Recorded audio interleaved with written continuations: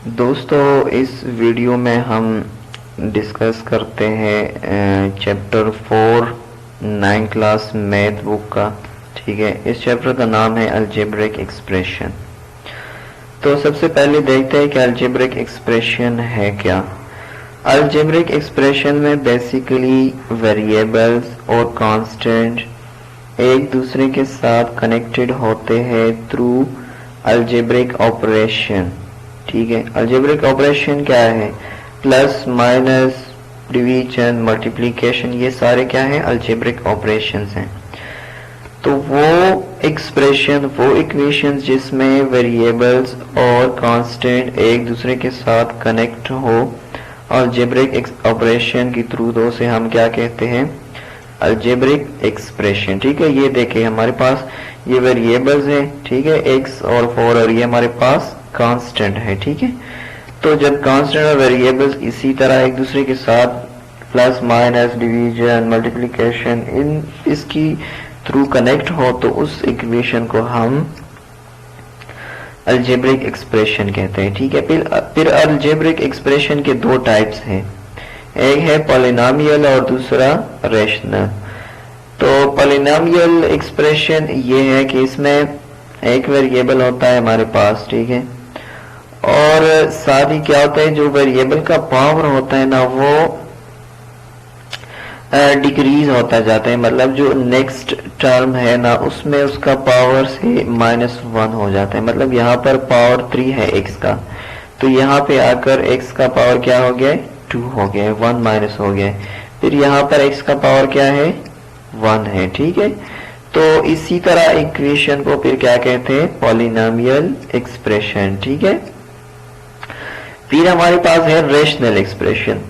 Rational में ये होता है कि उसमें दो पॉलिनोमियल एक्सप्रेशन डिवीजन के फॉर्म में होते हैं, रेशो की फॉर्म में होते हैं। जैसे ये देखिए, ये हमारे पास एक पॉलिनोमियल एक्सप्रेशन हो गया, ये दूसरा हो गया। तो दो पॉलिनोमियल एक्सप्रेशन किस फॉर्म में है? रेशो की फॉर्म में है और डिवीजन के फॉर्म में है। ठीक है, तो इसी तरह के इक्वेशन को फिर या एक्सप्रेशन को हम क्या कहते हैं? Rational expression. अब रेशनल एक्सप्रेशन से रिलेटेड एक दो क्वेश्चंस भी सॉल्व करते हैं। ये देखिए हमारे पास क्वेश्चंस है, इसको हमने सिंप्लीफाई करना है। ठीक है, सिंपल रेशनल फॉर्म में लेके आना है। ठीक है, तो ये सबसे पहला क्वेश्चन है। इसमें देखिए सबसे पहले हम क्या करेंगे कि ये x माइनस 5 को अपनी जगह पे लिख लेंगे। ये x स्क्वायर माइनस 5x है। ठीक है, तो इन दोनों में से हम x जो है वो कॉमन ले सकते हैं। तो हम क्या करेंगे, x यहाँ पे बाहर कॉमन ले लेंगे दोनों से। यहाँ पर ये 2x पावर 2 था। ठीक है, तो अब यहाँ पे एक x रह जाएगा। पहले 2 थे, अब एक रह गया है। ठीक है, और यहाँ पर 5x था पहले। ठीक है, तो वो 5 रह गया और x क्या हो गया? बाहर आ गया है। ठीक है, अब क्या करेंगे कि ये x माइनस 5 और x माइनस 5 की कटिंग हो जाएगी, तो इन दोनों की हम कटिंग कर देंगे।